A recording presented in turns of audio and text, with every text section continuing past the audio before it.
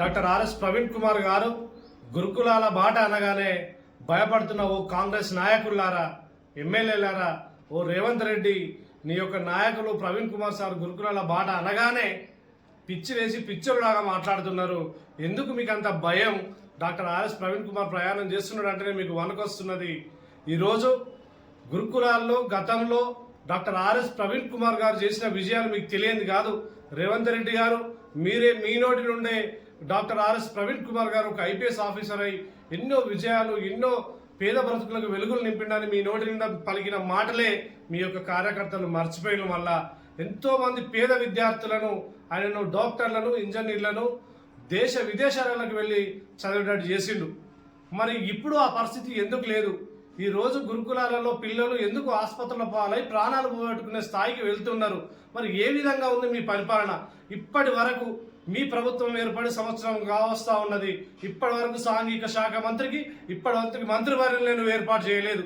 మరి ఏ విధమైనటువంటి సలహాలు ఏమనంటే, ఇప్పుడు నేను మొన్న మెచ్చార్జీలు పెంచడం, నేను పర్ క్యాపిటా పెంచడం అనేది ఒక సంఘాలు గుద్దుకుంటానో తప్ప మరి అది ఎక్కడి వరకు పోతుంది?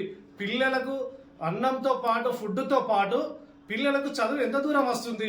మరి అంతకుముందు ఉన్న విధానం ఇప్పుడు ఎందుకు జరుగుతలేదు అన్న విషయాన్ని నువ్వు ఎందుకు దాన్ని పట్టించుకుంటలేవు? ఆ విధానంలో చేయరాదు. మీరు గతంలో గురుకులాల సెక్రటరీగా ఆర్ఎస్ ప్రవీణ్ కుమార్ గారు ఉన్నప్పుడు తెలంగాణ ప్రభుత్వం ఇచ్చినటువంటి సహాయ సహకారాలతోని ఎన్నో వందల గురుకులాలను ఏర్పాటు చేయడం జరిగింది. అవును భయ్, అప్పుడు గురుకులాలకు ఫండ్ కేటాయించలేదు. మరి నువ్వేం చేస్తున్నావు ఇప్పుడు? ఆయన అద్దె కుంపలలో పెట్టైనా కూడా, అద్దె భవనాలలో పెట్టైనా కూడా పిల్లలను, డాక్టర్లను, ఇంజనీర్లను తయారు చేసిండు.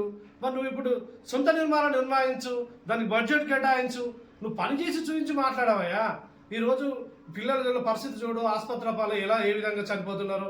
గతంలో డాక్టర్ ఆర్ఎస్ ప్రవీణ్ కుమార్ గారు ఫుడ్ పాయిజన్ అంటున్నారు. ఇప్పుడు మీరు ఫుడ్ పాయిజన్ కింద విజిలెన్స్ అనే ఒక టీంని ఏర్పాటు చేసుకొని ప్రతి క్షణం, ప్రతి నెల కూడా వాటి మీద ఎంక్వైరీ చేసి రిపోర్ట్ తెప్పించుకొని వాటికి చిన్న తేడా ఉన్నా కూడా పనిష్మెంట్ ఇచ్చేవారు. మరి ఇప్పుడు ఆ విజిలెన్స్ టీం ఎక్కడ ఉన్నది? మరి అదేవిధంగా పిల్లల యొక్క ఆరోగ్యాలు వాళ్ళకి తెలిసి తెలియక, వాళ్ళు ఎటువంటి అవగాహన లేక ఇబ్బందులు ఎదుర్కొంటున్నారని ఫెనేషియా అనే ఒక కార్యక్రమాన్ని కూడా తీసుకున్నారు. మరి ఈరోజు గురుకులలో ఫెనేషియా ఎక్కడ ఉన్నది? ఆయన ఏర్పాటు చేసిన విధానం బాగుంది, ఆయన నడవడిక బాగుంది, ఆయన వేలాది వందలాది గురుకులాలను పర్యటించి ఏ విధంగా ఉన్నాయన్నది తెలుసుకునేవాడు. మరి ఇప్పుడున్న సెక్రటరీ ఎక్కడికి పోతుంది? కనీసం ఆ సెక్రటరీ ఏమైనా అడిగే పరిస్థితిలో మీరు ఉన్నారా? మీరు ఇవన్నీ గురుకులాల పాట ఆర్ఎస్ ప్రవీణ్ కుమార్ అనగానే భయపడకుండా, పిచ్చి పిచ్చి మాటలు మాట్లాడకుండా, వాడెవడో పిచ్చోడు కదా, వాడు ఎమ్మెల్యే మాట్లాడుతున్నాడు, వాడెవడో ఇంకో రాయాట, వాడు రాయందుకొని కొడతారు. ఆ గురుకులాల పిల్లల తల్లిదండ్రులు ఆ రాయందుకొని కొడతారు. జర జాగ్రత్త మాట్లాడమను. పిచ్చివాడు వాగకుండా అక్కడ అభివృద్ధి జరిగే విధానాన్ని ఏర్పాటు చేస్తారు.